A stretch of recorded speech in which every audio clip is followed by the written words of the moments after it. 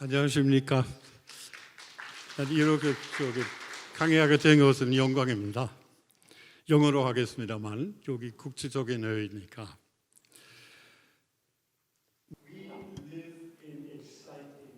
우리는 정말 흥미로운 시대에 살고 있습니다. 전 세계적으로 점점 더 많은 활동들이 이제는 인간의 어떤 전문적 일이었지만 이제 점점 더 자동화나 또는 컴퓨터에 의해서 제시되고 있습니다. 그 결과로 사람들은 이제 자신들의 존재에 대해서 재정의해야 되는 상황이 되었습니다. 문제란 이런 인간 로봇에 의해 대체되는 상황이 굉장히 악화되고 있습니다. 컴퓨터 로봇이 인간의 활동들을 이제 하고 있기 때문입니다. 수행하고 있기 때문입니다. 그렇기 때문에 사람들이 미래의 지향적인 철학을 갖기 위해서 역사적 경험을 살펴보는 것, 이것은 더 이상 향수가 아닙니다. 한국에서는 사회 속의 인간을 그것의 중심에 두고 있는 철학인 유교에서 탐색을 시작하는 것이 정말로 당연해 보인다라는 생각이 듭니다.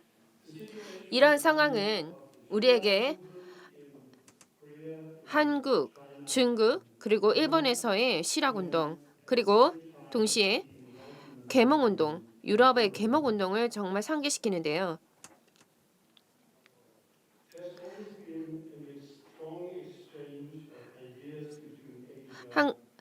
아시아 유럽 사이에서는 아주 강력한 어떤 이러한 의견의 교환이 있었습니다. 특히 17세기 이후부터 사상의 교환이 있었습니다. 그래서 르네상스 시대의 라이프니츠, 칸트 그리고 그 총자들이 사상에 미친 공자 사상의 영향은 사실 과소평가해서는 안 될 것입니다. 특히나 베이징에서 일하던 선교사들 덕분인데요. 이들이 유교의 서적과 저서를 라틴어로 번역하면서 유럽의 학자들이 이 유교에 대해서 접할 수 있었습니다. 특히나 마테오 리치가 그 사례라고 볼 수 있습니다.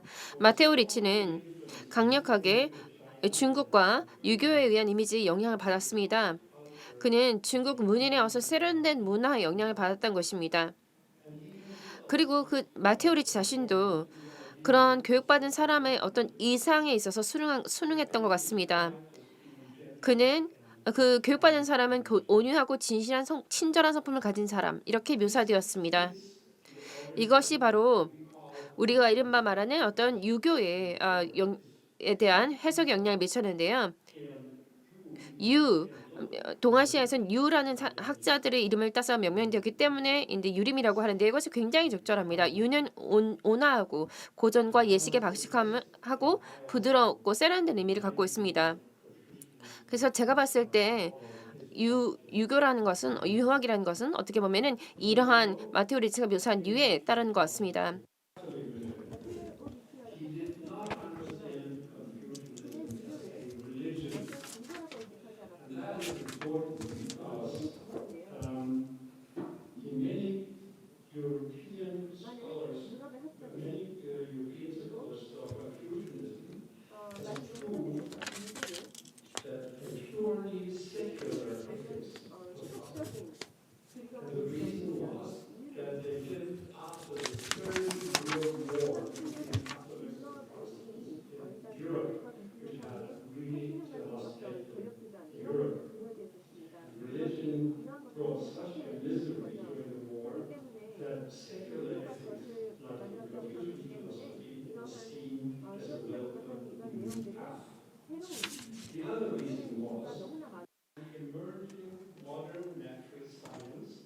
많은 불행을 가져왔기 때문에 유효 철학과 같은 세속적 윤리는 환영받는 새로운 길로 여겨졌습니다. 그리고 이 또 다른 이유로서 신흥의 현대 자연과학의 또는 전통적 기독교 세계관을 뒤흔들었기 때문이라고 볼 수 있습니다. 계몽주의라는 것이죠. 그래서 최근의 모델 그리고 또 저희가 일단 아주 보편적인 어떤 판단 툴로서 이런 것을 저희가 봐야 된다. 철학 탐구 문화에 얽매이지 않고 볼 수 있다는 것입니다. 그래서 라이프니츠 그리고 또 헤겔 등 여러 많은 사람들은 이런 긍정적인 이미지를 유교에 대해서 생각해 냈습니다. 당연히 이러한 어떤 긍정적인 의견을 다 따르는 사람이 있는 건 아닙니다. 칸트나 이런 사람들이 다른 의견을 가지고 있었죠. 하지만 유교라든가 유교적인 사상이라는 것은 아주 중요한 것으로서 많은 학자들이 받아들이는 그런 것이 되었습니다. 그리고 이들은 종교가 아닌 그런 중요한 사상으로서 받아들이는 것이 된다는 것이죠.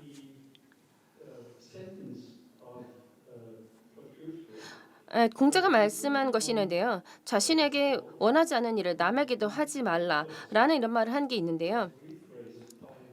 이것을 칸트가 다시 말한 경우가 있습니다. 칸트는 이러한 짓을 사소한 것이라고 불렀지만 그는 그러고 난 다음에도 동일한 컨셉을 그의 도덕 철학의 중심 개념으로 사용하기도 했습니다.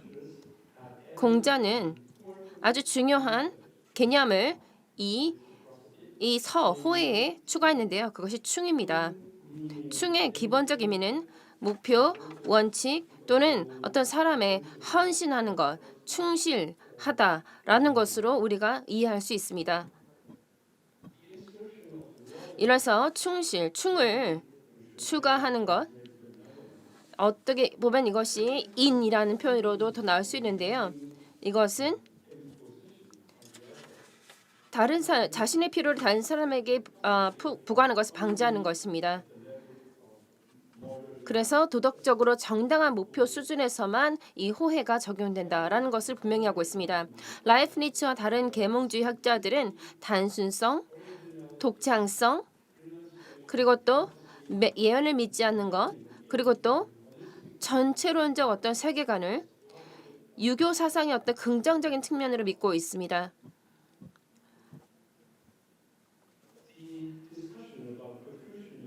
유교에 대한 어떤 철학이 논의가 새로운 모멘텀을 이루는데요. 카를 야스퍼스를 통해서 그렇습니다.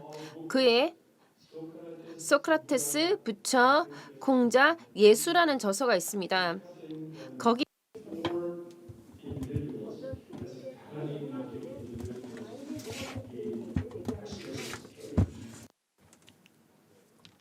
왜 그런 제가 이러한 코스모폴리탄적인 어떤 의견을 말하기 전에 제가 카를 야스퍼스의 말을 인용하고 싶습니다. 그가 한 말을 보시면요. 다른 타인을 보고 이해하는 것은 자신을 명확하게 알게 하는 데 도움이 되고 그리고 어떤 독립적인 역사적인 협소 가능성을 극복하는 데 도움이 된다라고 말하고 있습니다. 이것은 다시 말해서 타자를 거울로 간주할 때 자신을 더 분명히 볼 수 있다라는 것입니다. 그리고 우리는 위에 인용한 자신에게 원하지 않는 것을 남에게 하지 말라 이런 것들에 대해서 동양과 서양의 어떤 철학이 함께 공유되는 것을 볼 수 있습니다. 이제 이러한 황금률은 사실 우리 모두가 인간이기 때문에 가능한 그런 보편적인 측면이라고 볼 수 있습니다. 이것은 제가 한국에 와서도 일단 사람들이 서양과 한국이 얼마나 다른 것을 이해했는데요. 이제는 수십 년 산 다음에 그 차이는 겉에만 존재한다는 것입니다. 기본적으로 우리가 동일한 인간이고 이것은 동양과 서양이 같다는 것입니다. 그래서 제가 준비한 내용을 계속 이어가자면요. 그러면 유교의 본질적인 개념 이것은 어떤 종교적인 보장, 종교적인 이야기, 주장 이런 것과는 무관하다는 것입니다. 그리고 다음에 경구에도 제가 분명히 나타내고 있는데요. 그리고 공자는 인간의 본성이나 내세에 대한 어떤 사변을 후대의 철학자들에게 남겼습니다. 그는 일단 관찰할 수 있는 세계 여기에 대한 관심을 가졌습니다. 다시 한번 인용문을 말씀드리겠습니다. 공자께서 믿는 세계는 두 세계. 첫 번째 상세한 예절 규칙이 있는 특별한 도덕적 의무의 세계.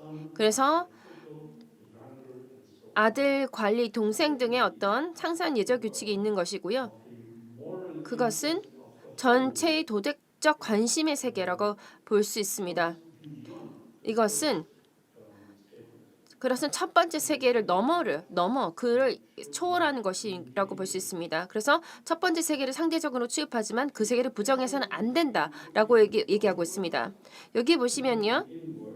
우리가 외부 세계 그리고 내부 세계를 봐야 된다라고 얘기하고 있는데 이것이 바로 어떤 유교의 원칙이라고 볼 수 있습니다. 이건 시간과 그리고 문화화에 무관하게 중요한 것입니다. 그래서 사회와 통합하는 그리고 또 보편적인 어떤 철학의 길을 열어주는 유교적 원리 중에 하나입니다. 그리고 공자의 모든 가르침은 그가 봉건 농업 세계에서 살았다라는 사실에서 비롯된 요소를 찾기 위해서는 면밀히 조사되어야 됩니다. 모든 개념은 본질이 변화하는 세계에 적응될 수 있도록 시간 및 문화와 관련된 표면적 의미에서 벗어나야 됩니다. 제가 여기에 대해서 위계 질서라는 부분에 대해서 좀 말씀을 드리겠습니다.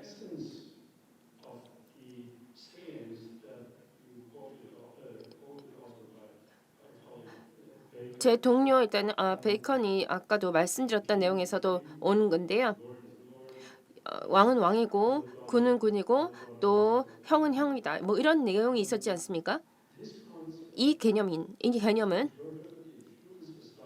일단 봉건 사회에서 모든 사람은 운명에 의해 돌이킬 수 없이 부여된 어떤 사회 위계 질서에 따라서 자신의 위에 있는 사람을 섬겨야 된다라고 해석되고 있습니다. 사회적인 위계 질서라는 것은 운명적으로 정해진 거죠.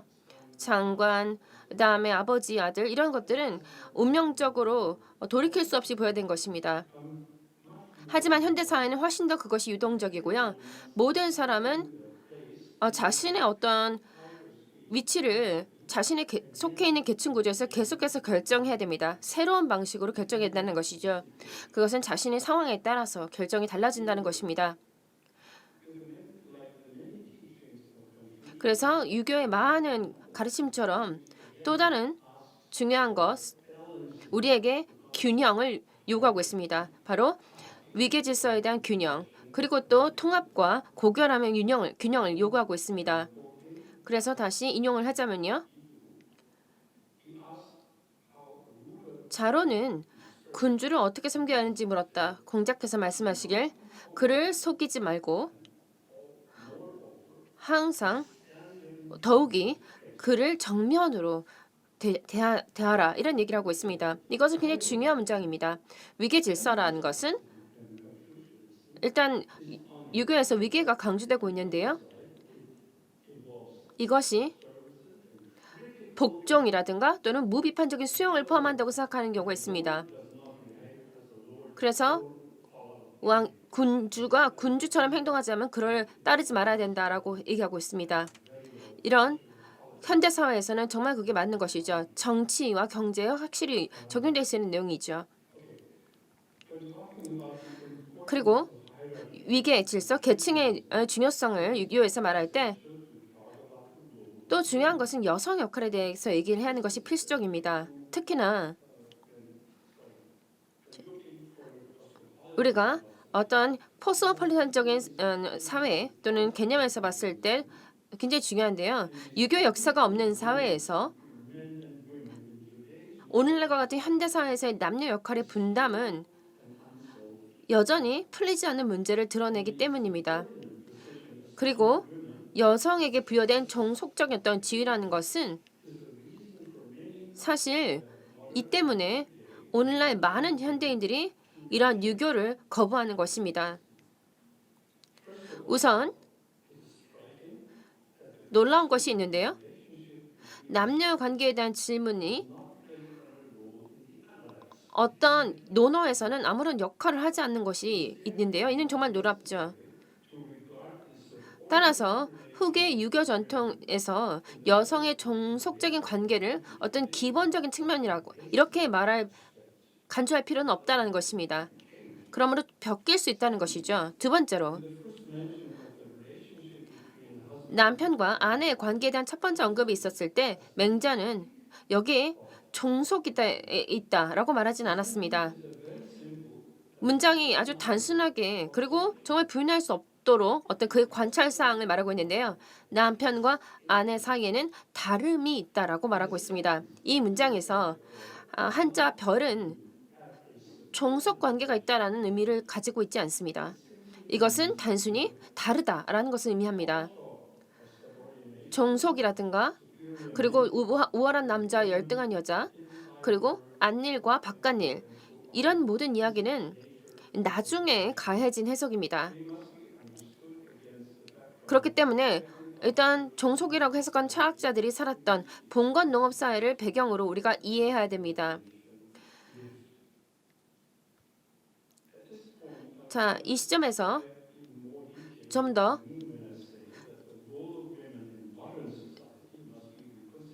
현대 사회에서 여성의 역할을 다시 봐야 된다고 생각하는데요. 남성과 여성은 다르다는 단순한 유교적 여부에 비추어서 말씀을 좀 드리겠습니다. 우리는 유교적 사고가 이러한 물음에 합리적인 답을 찾는 데 도움이 된다고 생각합니다. 만약에 우리가 유교의 본질을 생각한다면 말이죠.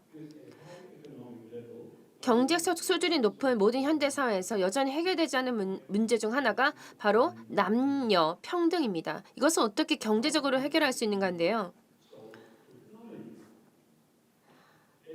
어디나 여성은 일반적으로 같은 일을 하더라도 남성보다 적은 급여를 받습니다.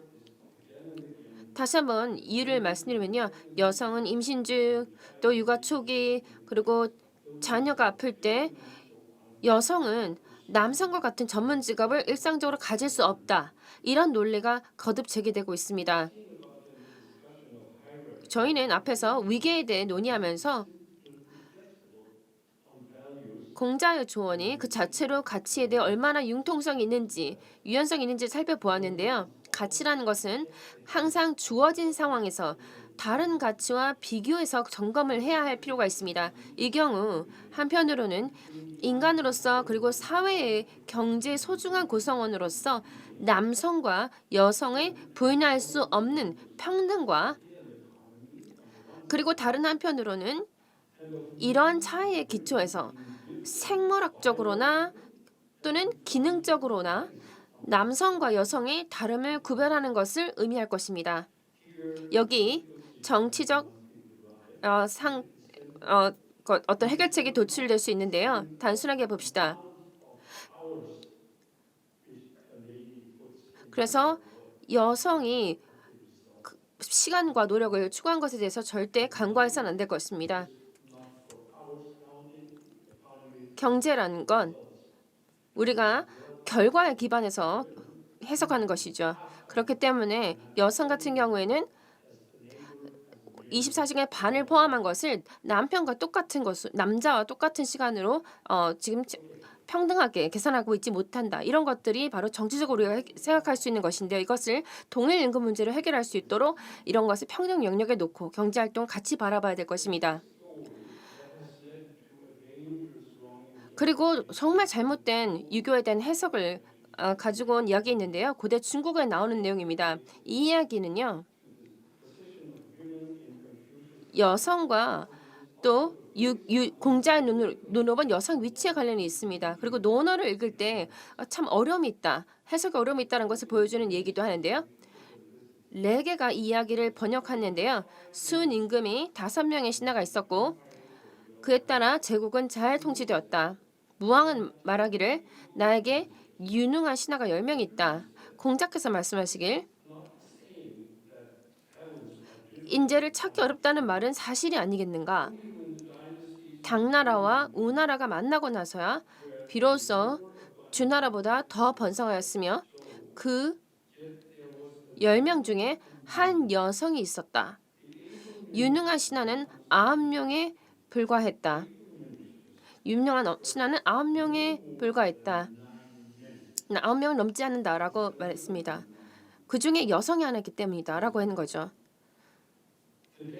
이런 위험한 오역은요. 공자가 유능한 신하 10명 중에 여자가 한 명 있었으므로 유능한 신하는 9명에 불과한다. 남자다. 이렇게 말하는 것입니다. 9명이 남자라는 거죠. 왜 공자는 10명의 유능한 신하에서 한 여자를 뺐을까요? 혹시 여성 혐오가 있었을까요? 왜 부인은 인에 포함되어 계산되지 않을까요? 부인은 사람이 아닌가요?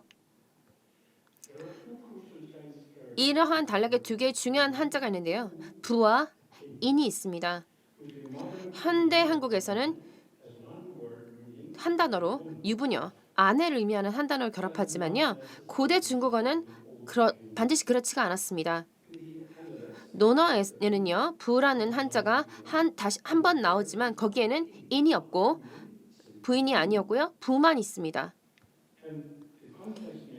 이 단어 자체의 올바른 번역은요.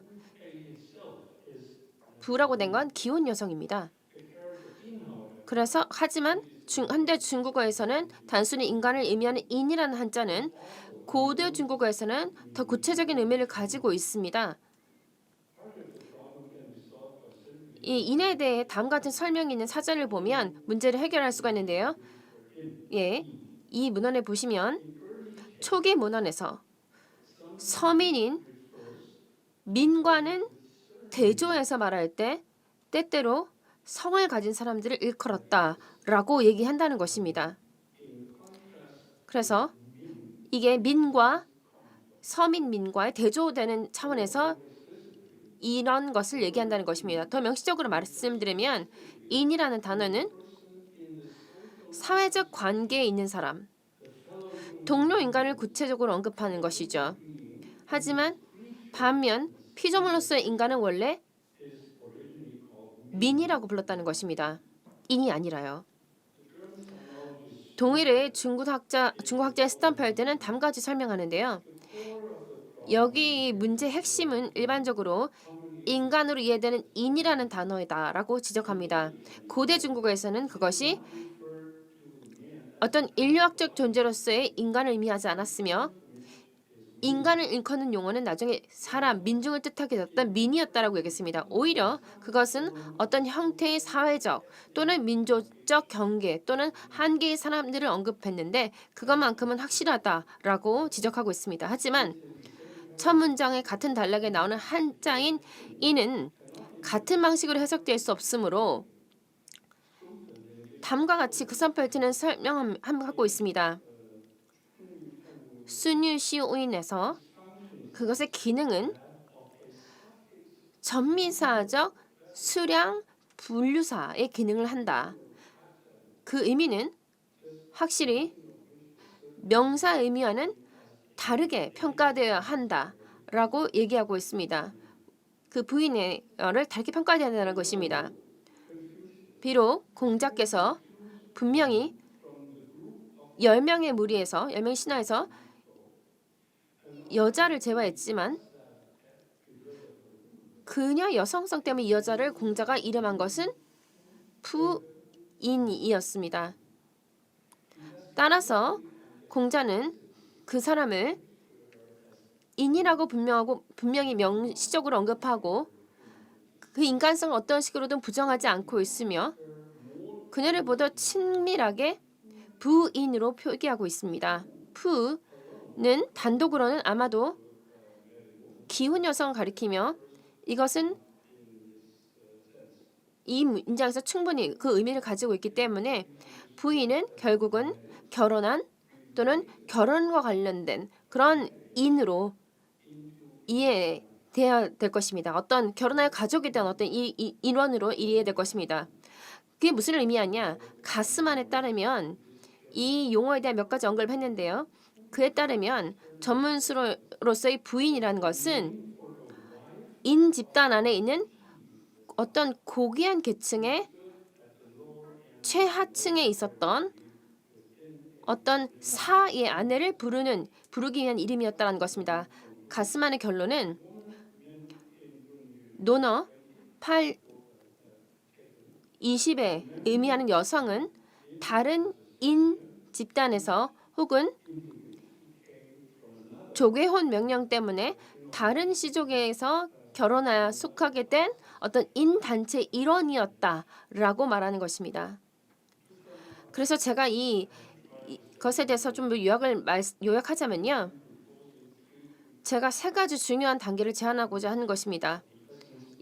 세계화 이후에 유교의 본질을 찾는 어떤 외국인으로서 말씀드리자면 말입니다. 첫 번째 단계는 고대 문화를 읽을 때 역사가로서 읽으라는 것입니다. 즉 개념이 시간과 문화의 어떤 제한적인 어떤 상황에 대해서 자세히 조사할 수 있기 위해서 역사가가 되어야 된다는 것입니다. 그래서 어떤 문장을 다시 재해석해서 시간 및 문화로부터 독립적인 일반성으로 다시 표현하는 것도 가능할 것입니다. 다시 한번 말씀드리자면 현재의 시간과 문화에 제한된 언어로 번역할 수 있다는 것입니다. 두 번째 단계는 우리가 문헌학자나 언어학자로서 어떤 문헌을 읽어야 된다는 것입니다.